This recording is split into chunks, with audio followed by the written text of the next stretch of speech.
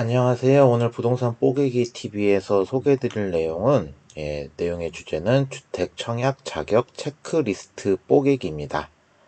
무슨 내용이냐? 청약에 다들 요즘 되게 관심 많으실 거예요. 청약에 관심 많으신데 이 청약을 하시다 보면은 자격을 잘못 기입하시거나 오기입 또는 이제 점수 같은 걸 잘못 계산하셔가지고 부적격으로 떨어지시는 경우들이 종종 있어요. 그렇기 때문에 그런 분들은 이런 자격을 잘 확인을 못 하신 거예요. 그래서 이 자격은 꼭 알고 청약을 해야겠다라는 생각이 들어서 제가 오늘 한번 설명을 드려보려고 합니다.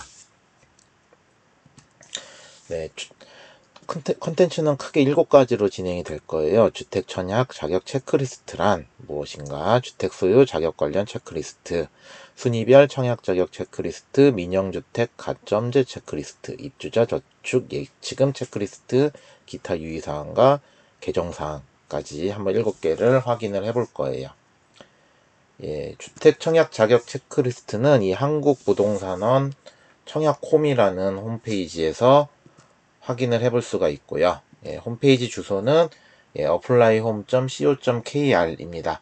이쪽에 들어가시면 요 가운데 공지사항이 있어요. 이 공지사항에 보시면 주택 청약 자격 체크리스트라는 란이 있습니다.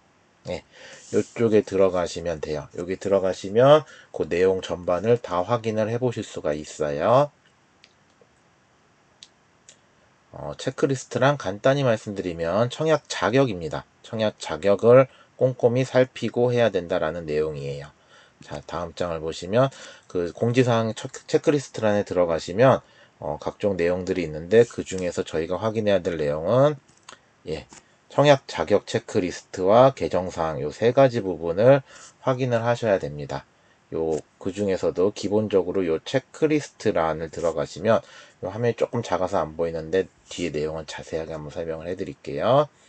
이렇게 내용이 쭉 나와 있어요. 근데 요 내용을 최근 분양하는 홈페이지에서는 이렇게 파일로 하나로 정리해서 설명을 드리거든요. 그래서 우리는 요 파일을 한 페이지 한 페이지 한번 확인을 해보면서 확인을 할 겁니다. 가장 먼저 확인해야 될 내용은 당첨자 발표일이 동일한 주택에 1인 1건만 청약해야 된다. 당발이 똑같은 날이면은 중복 청약하시면 안 돼요. 그러면 모두 무효 처리된다. 일단 그 부분부터 체크를 드릴 거고요. 자, 이제 기본적인 내용부터 좀 살펴보겠습니다. 자, 주택 소유 자격 관련 체크리스트입니다. 주택 소유 여부 판정 기준은 일단 분양권 등 모든 입주권 등 모든 주택까지의 내용이고요. 건축물 대장과 건물 등기부 등본 등 공부상, 즉 서류상의 용도를 기준으로 하며 임대사업자의 임대사업용 주택도 오피주택으로 봅니다. 이 공부상 용도, 그러니까 주택으로 되어 있는 용도, 서류를 기준으로 본다라는 얘기예요. 내가 소유한 거에. 자, 그리고 요게 또 중요하죠. 요 부분 다들 체크하시던데, 오피스텔은 주택으로 보지 않습니다. 그래서 오피스텔은 10개를 갖고 있던, 2개를 갖고 있던, 100개를 갖고 있던, 청약할 때만은 주택이 아니에요.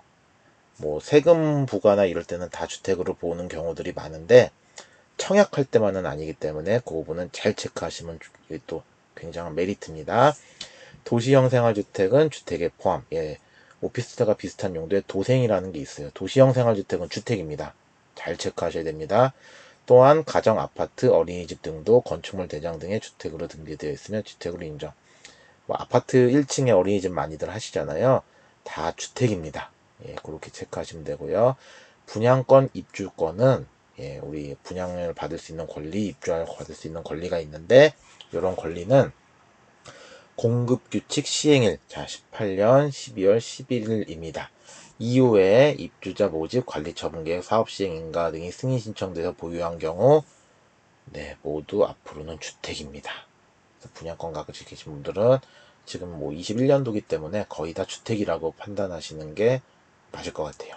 시행일 이전에 보유하고 있던 분양권 등은 주택으로 보지 않는다라고 했는데 현재 21년이기 때문에 그런 분양권은 거의 없다고 보는 게 맞을 것 같습니다. 주택을 공유지분으로 보유 시 전체 면적 주택 가격으로 소유한 것으로 인정. 공동명의라든지 뭐 상속받으신 경우들 있잖아요. 이런 경우도 모두 다 주택입니다. 네, 관련 규정 및 적용사를 한번 읽어볼게요. 주택 소유 여부를 판단할 때 분양권 등을 갖고 있거나 주택 또는 분양권 등이 공유 지분을 소유하고 있는 경우에는 주택을 소유하고 있는 것으로 보되, 밑에 다음 각호의 어느 하나에 해당하는 경우는 주택을 소유하지 않은 것으로 본다. 예외사항만 잘 체크하시면 될 것 같아요. 이 예외사항을 제압은 전부 다 주택입니다. 상속으로 주택이 공유 지분을 취득한 사실이 판명되어 사업주체로부터 제52조 3항에 따라 부적격자로 통보받은 날부터 3개월 이내 그 지분을 처분한 경우, 상속받은 주택이 있어서 청약을 했는데 상속받은 주택 때문에 부적격이 났어요. 그 부적격 통보받은 날로부터 3개월 이내에 이 상속받은 것을 처분하면은 부적격을 취소할 수 있다는 내용입니다. 네, 도시지역이 아닌 지역 또는 면의 행정구역에 건축되어 있는 주택으로 다음 어느 하나에 해당하는 주택의 소유자가 주택 건설 지역에 거주하다거나 이주할 경우, 무슨 얘기냐면요.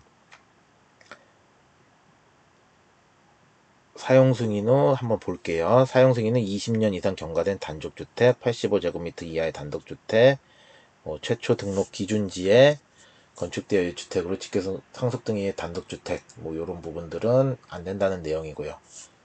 다시 한번 살펴보면 도시지역이 아닌 지역, 면의 행정구역에 건축되어 있는 주택, 그러니까 시골, 네, 굉장히 시골 쪽에 있는 주택인 경우에는 이러한 가나 다의 경우에는 주택이 아니다. 그렇게 보시면 됩니다.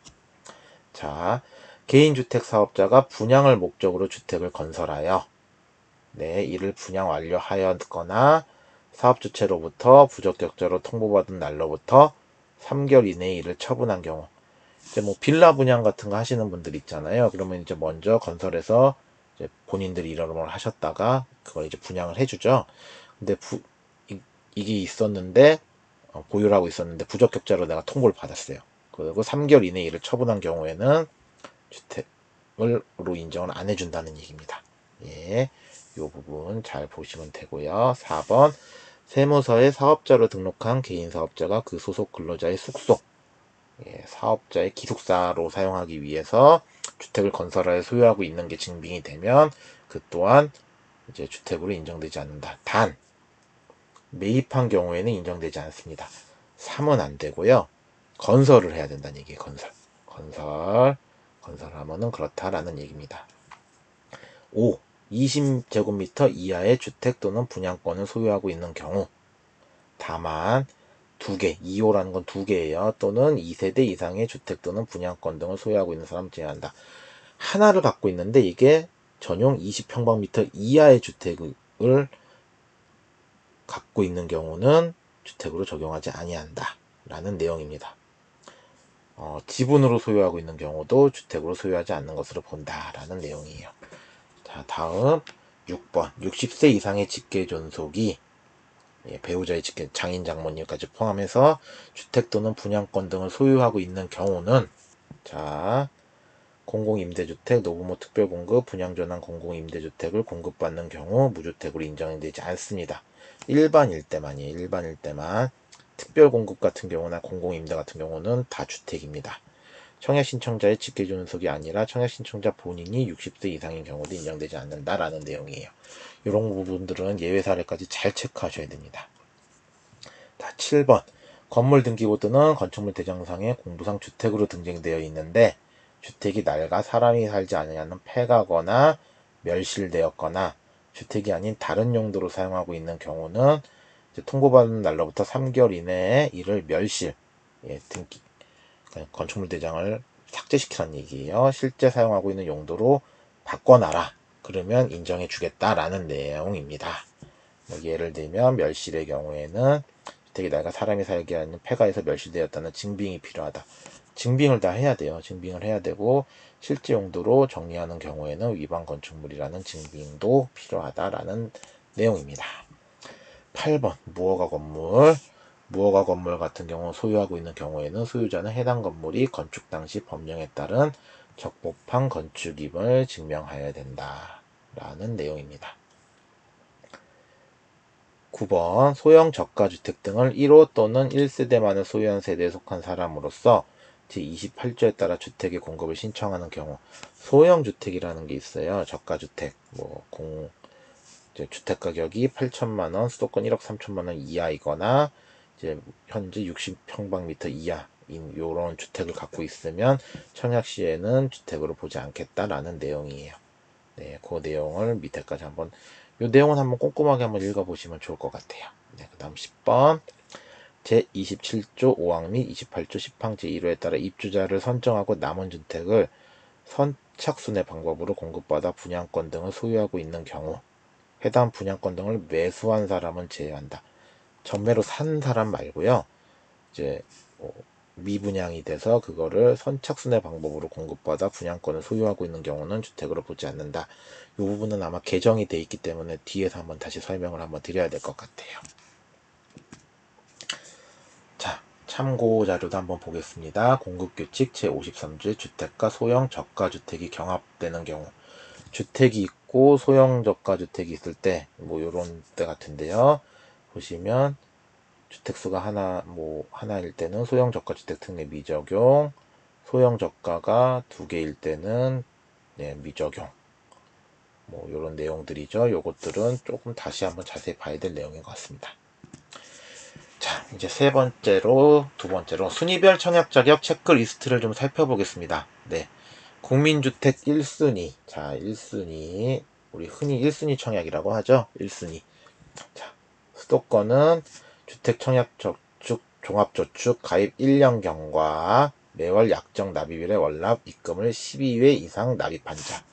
최소 1년 이상 있어야 1순위라는 얘기입니다. 수도권 외는 6개월과 6회 이상 납입한 자가 1순위입니다.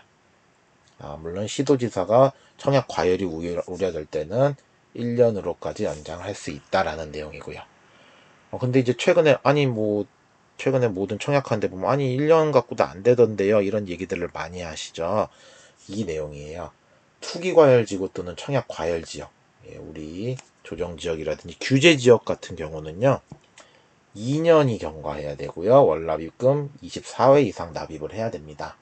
그리고 세대주여야 돼요. 최근에 수도권은 세대원은 청약 자체를 할 수가 없어요. 그리고 세대원 전원이 과거 5년 이내에 다른 주택에 당첨되지 아니한 자. 이 재당첨 제한 규정이거든요. 요거까지 충족을 하셔야 됩니다. 아직 비규제 지역 같은 경우는 6개월짜리도 되게 많아요. 근데 수도권은 거의 24개월, 2년이어야 된다. 위축 지역이라고 청약 주택 공급이 좀 과잉인 데들이 있어요. 그런 데들은 1개월만 지나도 청약을 받아준다고 합니다.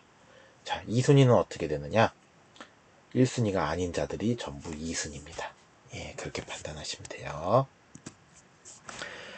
자, 1순위, 민영주택 1순위에 대해서도 한번 볼게요. 수도권은 가입 역시 1년, 그 다음에 예치 기준 금액을 납입한 자. 금액 충족이 있어요. 뒤에서 살펴볼 건데, 그것이 있어야 되고요. 공공주택, 택지지구죠. 우리 택지지구에서 공급하는 경우에는 2주택 이상을 소유한 세대에 속한 자가 아닐 것. 요거는 규제랑 별개 내용입니다. 규제는 밑에 3번에 나와 있어요. 수도권 외는 6개월 예치 기준 금액 충족, 12월까지 연장 가능하다.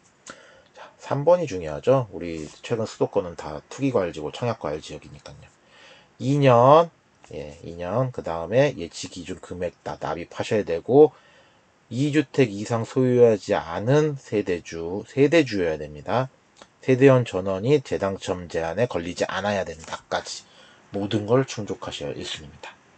위축 지역은 마찬가지로 1개월만 지나면 받아줍니다. 2순위는 주택청약 종합저축 가입자로서 1순위가 아닌 자들은 다 2순위입니다. 예, 이렇게 보시면 돼요. 자, 민영주택 가점제 체크리스트를 좀 살펴보겠습니다. 예, 가점제가 뭐냐?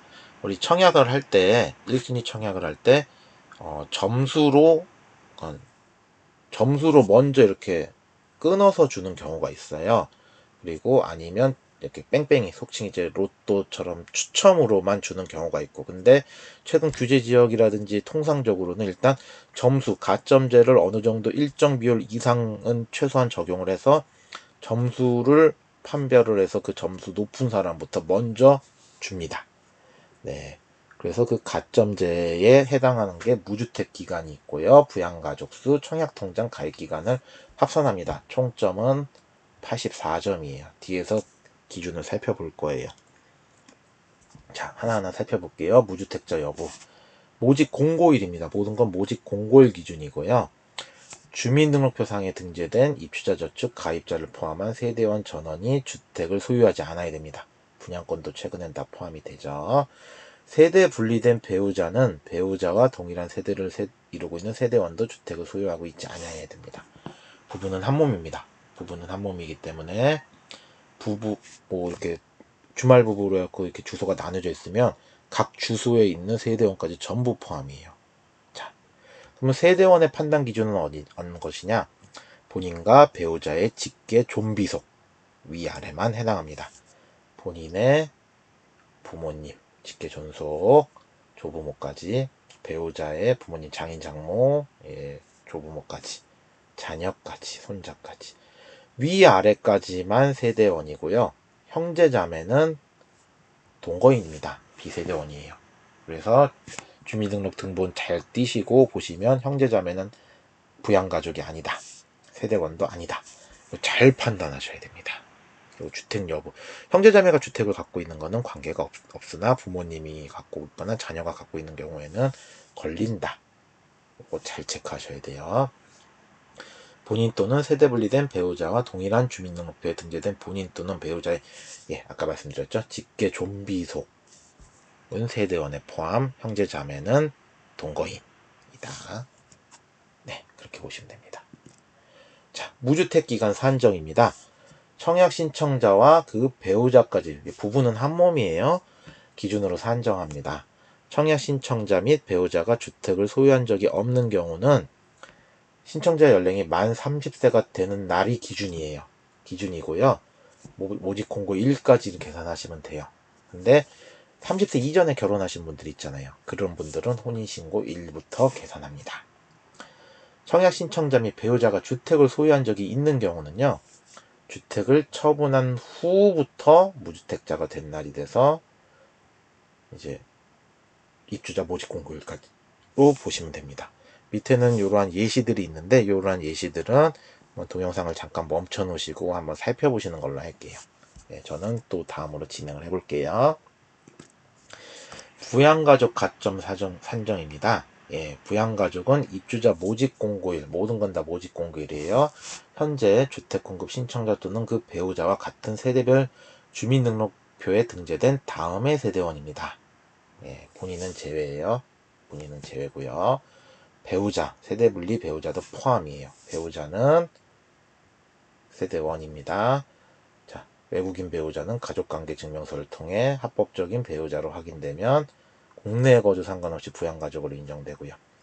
직계존속, 아까 말씀드렸죠. 직계존속만 세대원입니다. 청약 신청자가 세대주여야 되고요. 동일한 주민등록표에 최근 3년 이상 계속 등재되어 있으셔야 됩니다. 네, 이게 중요해요. 다만 직계존속과 그 배우자 중 한 명이라도 주택을 소유하게 되면 주민등록 분리 여부와 관계없이 직계존속과 그 배우자 모두 부양가족에서 제외된다. 네, 참고하셔야 됩니다. 그런 내용이고요. 배우자가 분리세대면 주말부부 같죠? 분리세대인 경우는 주민등록표와 배우자의 주민등록표를 합쳐서 최근 3년 이상 계속해서 등재되어 있을 때 부양가족으로 인정된다라는 내용과 세대원으로 등재되어 있다가 모집공고일 현재 세대주로 변경된 경우에도 3년 이상 등재되어 있으면 3년이 기준이네요. 부양가족으로 인정된다. 외국인 같은 경우는 직계존속은 인정되지 않는다. 내국인도 요양시설 및 해외 체류 중인 경우는 제외된다 라는 내용입니다. 직계존속의 판단은 가족관계, 역시 서류, 가족관계증명서를 근거로 하기 때문에 가족관계증명서에 증명이 되어 있지 않으면 직계존속으로 인정되지 않는다까지 서류를 잘 준비하시고 검토를 해보셔야 된다는 내용이에요. 자, 직계 비속, 이제 자녀랑 아들, 손자녀까지, 딸, 까지 있는 거죠. 미혼인 자녀로 한정합니다. 혼인을 하면 사실상 독립된 개체로 봐요. 부모가 모두 사망한 경우는 미혼의 손자녀까지 뭐 그런 경우도 있으니까요. 30세 이상의 직계비속은 모집 공고일을 기준으로 최근 1년 이상 계속하여 신청자랑 등재된 경우에만 인정한다 라는 내용입니다. 재혼한 경우들이 있죠. 이 재혼한 경우는 재혼 배우자의 자녀는 청약 신청자의 주민등록부에 등재되어 있어야 부양가족이고요. 이혼한 자녀는 이제 기혼자이므로 부양가족에서 제외됩니다. 외국인은 인정되지 않는다까지 보시면 될 것 같아요. 다음으로 넘어가 볼게요. 자, 아까 말했던 금액, 뭐 2년, 뭐 1년, 6개월 그런 기준도 있지만 금액을 충족해야만 청약이 가능합니다. 1에 10만원씩 넣어갖고는 2년 넣어갖고는 이제 넓은 면적은 신청을 못할 수도 있기 때문에 초반에는 금액을 조금 넉넉하게 넣어주시는 게 중요해요. 자, 보시면 뭐 볼게요. 특별시 및 부산광역시 같은 경우는 85평방 이하는 300만원, 102제곱미터 이하는 600, 135m 이하는 1000, 모든 면적을 고르지 않고 하려면 1500. 다음 광역시, 뭐 대구광역시, 대전광역시, 뭐 이런 데들은 250, 400, 700, 1000. 경기도라든지 뭐 경상도 뭐 이런 데들 있잖아요. 2, 3, 4, 500. 네. 본인의 주소지에 따른 청약 예치 금액을 잘 확인하셔야 됩니다. 그리고 한 가지 더. 입주자 모집 공고일 당일에 증액해도 인정은 된다고 합니다. 하지만 청약저축, 청약예금, 청약부금 이건 옛날에 만든 통장, 과거에 만들었던 통장은 1일 전까지 증액해만 인정합니다. 종합저축은 당일도 되지만 나머지는 안 된다 로 보시면 될 것 같아요. 자, 기타 유의사항입니다. 자, 하나하나 좀 살펴볼게요. 재당첨 제한 규정, 이게 가장 요새 좀 이슈가 많이 되는 규정이죠. 세대 재당첨 제한에 있는 세대에 속한 자는 재당첨 기간 동안 다른 분양주택을 입주자로 선정될 수 없습니다. 투기과열지구 및 청약과열지역이 아닌 지역에서 공급하는 민영주택의 경우에는 선정될 수도 있고요. 말씀드린 투기지역 같은 경우는 5년간. 네. 최근에 요건 뒤에 또 기타 유의사항 개정이 있기 때문에 요렇다라고 보시고 넘어가시면 될 것 같고요. 불법행위 금지. 불법행위는 뭐냐? 청약통장 거래, 위장 전입, 불법 전매 등의 행위는 3년 이하의 징역, 3천만원 이하의 벌금에 처해집니다. 네, 뭐 그 내용이에요. 요것도 뭐 최근에 기준이 좀 강화될 수 있어서 요런 내용이 있다 보시고 넘어가시면 될 것 같습니다. 규제지역 등 추첨대 공급 방식의 유의사항. 투기과열지구, 청약과열지역, 수도권 및 광역시 추첨제에서 경쟁이 있는 경우는 75%를 우선적으로 무주택자에게 공급합니다. 그리고 나머지 25%는 낙첨된 무주택자와 기존주택 처분 서약한 1주택자에 한해서 추첨을 통해서 공급합니다. 그리고도 뭐 남으면 1순위한테 공급합니다. 라는 내용입니다. 네. 4번 입주자와 예비 입주자의 우선순위. 예비 입주자로 선정된 뒤 다른 주택에 청약하여 당첨된 경우는 예비 입주자로서는 주택으로 공급받을 수 없습니다. 동호수 배정하는 추첨에도 참가할 수 없다. 예비 입주자는 당첨은 아니에요. 그냥 예비인데 그래놓고 다른 거 청약해서 당첨이 됐다. 그러면 예비 입주자는 자연스럽게 날아간다라는 내용입니다. 자, 청약 신청 시 유의사항도 한번 살펴볼게요. 청약 신청 시 신청인이 입력한 청약 신청 내용. 이걸 검증을 해주는 게 없어요. 내가 다 체크해야 돼요. 내가 다 체크하고 내가 입력을 해야 되는데 에 대한 사전 검증 절차 없이 일단 접수가 돼버립니다. 내가 넣은 내용이 그대로 들어가는 거예요. 그리고 당첨자 발표가 나요. 발표가 나서 내가 만약에 당첨이 되면 내가 넣은 거에 대해서 내가 증빙을 해야 됩니다. 본인이 증빙을 해야 되는데 본인이 증빙하는 전산검색 및 서류검증 결과 착오 입력을 잘못하는 경우들이 왕왕 있어요. 그래서 꼭 읽어보고 하시라는 내용이에요. 그래서 제가 이거를 방송을 하고 있는 거고요. 그래서 부적격이 나신 사실이 확인된 때에는 당첨이 취소됩니다. 얼마나 좀 안타까운 상황이기 때문에 이런 일이 꼭 없으시길 바래요. 이렇게 혹시라도 당첨이 취소됐을 때는 1년간 청약 자격이 제한될 수 있습니다. 그렇기 때문에 꼭 자격을 꼼꼼하게 살피셔서 하시기 바랍니다. 네. 부적격 당첨되어 명단이 통보된 자는 1년간은 다른 분양주택의 입주자로 선정될 수 없습니다라는 내용이에요.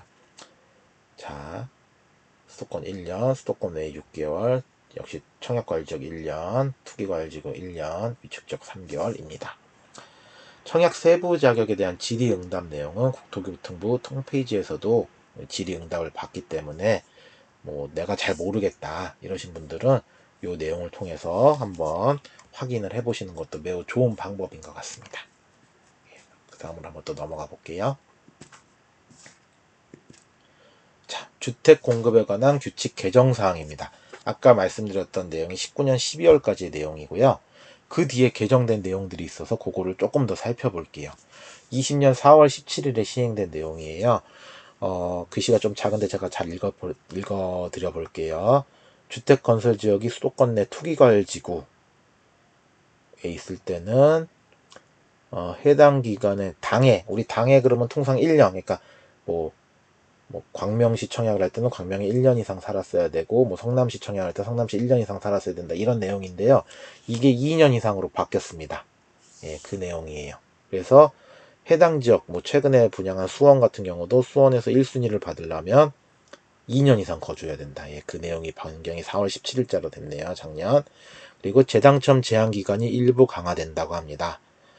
재당첨 제한 기간이 예전에 그냥 5년으로 저희가 말씀을 드렸었는데 이게 바뀌었다고 아까 말씀을 드렸어요. 투기과열지구는 10년이 되었습니다. 분양가 상한제 적용주택도 10년, 청약 과열지역은 7년, 그 외 지역은 종전과 동일한 5년입니다. 공급질서 교란자의 청약 제한 기간이 강화됩니다. 아까 말씀드린 뭐 청약 통장 매매라든지 분양권 전매 금지 상황인데 막 거래하고 이러신 분들은 10년간 청약이 제한되는 걸로 규제가 강화되었습니다. 이 부분이 20년 4월 17일에 시행된 내용이고요.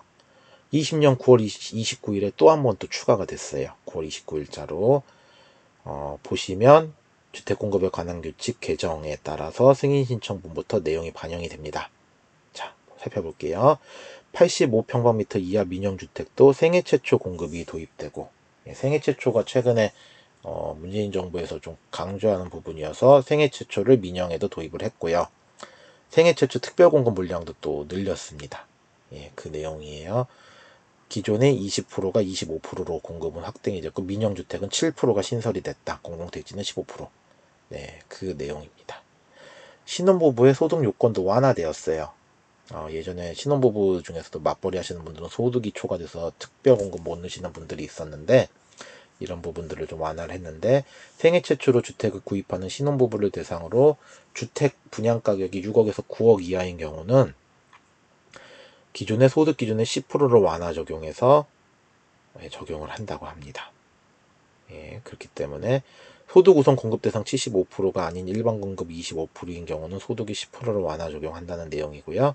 기존은 120%, 그리고 맞벌이는 130%였는데 외벌이 130에 맞벌이 140을 적용하겠다라는 내용입니다. 그리고 신혼부부의 제1순위 자격 요건이 또 완화되었어요. 예. 혼인 중에 민법의 855조 2항에 따라 혼인 중에 출생자로 인정되는 혼인 외에 출생자가 있는 경우에는 혼인 기간 중 출생한 자녀까지 인정한다. 이런 내용입니다. 해외 근무자에 대한 우선 공급 기준이 완화되었다라는 내용도 있고요. 상기 내용은 9월 29일부터 적용이 되었습니다. 네, 이러한 내용까지 제가 한번 설명을 드려봤어요. 이 주택 청약 체크리스트는 꼭 다운을 한번 받으셔서 한 번쯤은 청약을 하시는 분들은 꼭 정독하시기를, 제가 이제 방송을 통해서 좀 주요 내용들을 이렇게 설명을 드렸는데 꼭 그래도 정독하시기를 권해드립니다. 그리고 청약을 잘해서 좋은 결과가 있으시기를 기원하겠습니다. 구독과 좋아요 부탁드리고요. 구독과 좋아요 눌러주시면 또 다른 새로운 정보를 가지고 또 인사를 드리도록 할게요. 감사합니다.